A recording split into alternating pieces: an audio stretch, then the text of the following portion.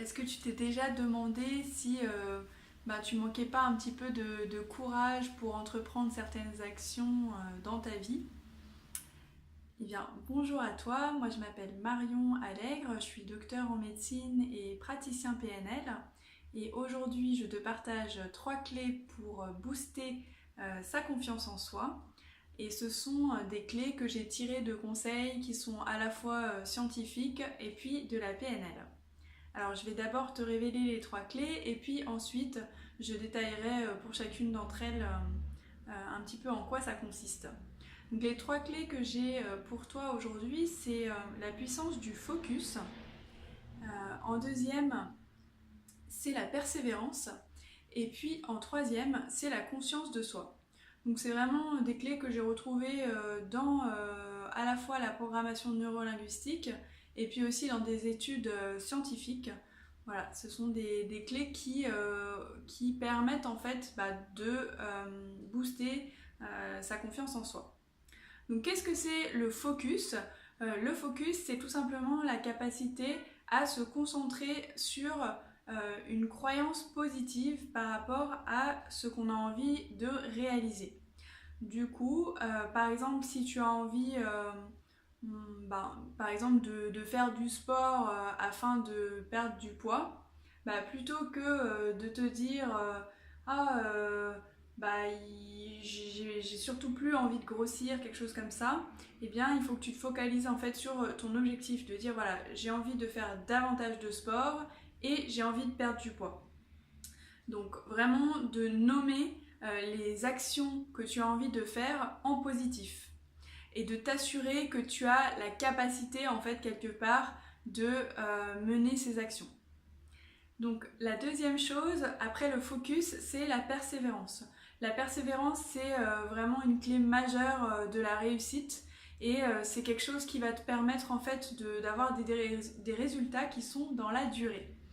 Donc si tu veux en savoir plus, je t'inviterai à lire l'article qui est en lien et puis tu vas retrouver le lien du coup juste en dessous de la vidéo. La troisième clé, c'est la conscience de soi. Et dans la conscience de soi, j'ai notamment 3 éléments importants et essentiels qui vont te permettre de cultiver ta conscience de soi. La première chose, c'est d'être dans le moment présent. Et il y a notamment le livre d'Eckhart Tolle, Le pouvoir du moment présent, qui peut te permettre d'y être. Et puis j'ai aussi fait des articles en lien sur notamment la pleine conscience. Ensuite, après le moment présent, il y a aussi de prêter attention à ta posture. Donc le fait d'avoir une posture qui est plutôt droite, plutôt ouverte, ça va te permettre en fait d'avoir une perception du monde qui est en lien. Donc la PNL a parlé du centimètre, le fait de en fait relever un petit peu les épaules et qui fait que du coup tu vas voir tes objectifs d'une manière qui est plus facile, plus agréable.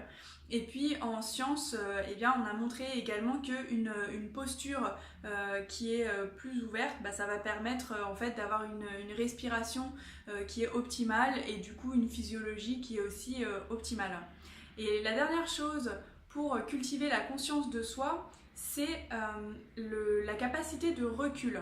Donc c'est-à-dire le fait de prendre un temps chaque jour d'observation pour lister en fait les fiertés, les choses dont tu es fier, les choses que tu as accomplies, de revenir dessus dans tes pensées et éventuellement, et moi en tout cas je t'invite fortement à les noter dans un carnet, ce qui va te permettre en fait petit à petit de booster cette confiance en soi. Voilà pour les clés que j'avais pour toi aujourd'hui, j'espère qu'elles t'ont plu. Je t'invite du coup à retrouver donc toutes les informations dans l'article qui est assez complet. Je t'invite également à télécharger le guide qui se trouve en lien juste en dessous et puis sur le blog qui te donne donc des clés pour vaincre la procrastination en 3 étapes.